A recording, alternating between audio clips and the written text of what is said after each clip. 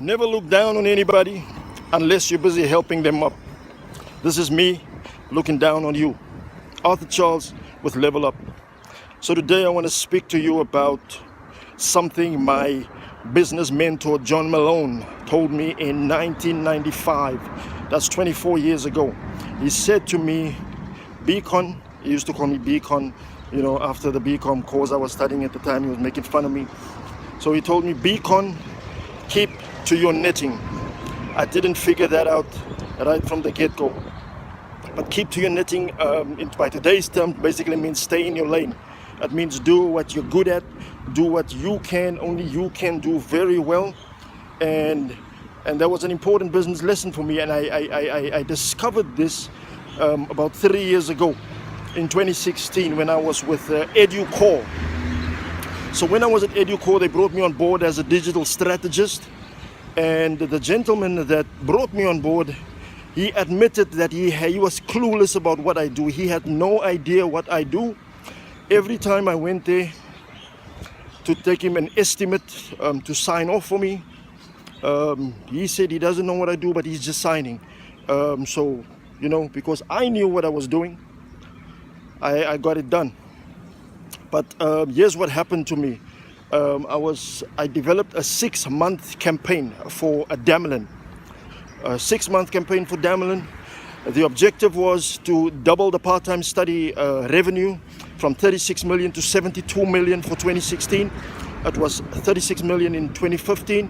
So I set out to do that, and I got a budget signed off of 2.1 million. Lovely. We start the campaign, and I had to then go to Imran every time. The same Imran that says he has no idea what I do.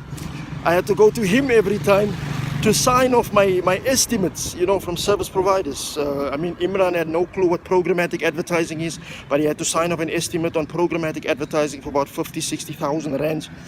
And he did that, obviously with the understanding that I know what I'm doing. But long story short, we 2.5 months in, I decided I got tired of running to Imran with my estimates. Not with the estimates, with invoices. So after he signed off on the estimates, I didn't take him the invoices. So what happened is I had half of the invoices for April. I had all the invoices for May and all the invoices for June. I eventually took that to him because to my mind, if you brought me into this business as the expert, why do I need to get somebody else to sign off that does not know a clue? He's absolutely clueless about what I do. So I took this whole heap of invoices to them, and they took it to finance, and finance decided that I am costing the company money. This is the same finance people that signed off on my 2.1 million budget, which I put together, and they had allocated that money, which means the money should have been there to pay for it. But I then got accused of costing the company money because now I'm bringing all these invoices and they have to spend all this money. Long story short, my budget got cut at 980,000 rands, just short of $1 million. So I worked with 980,000 rands up to that point, and I was not given any more money to spend.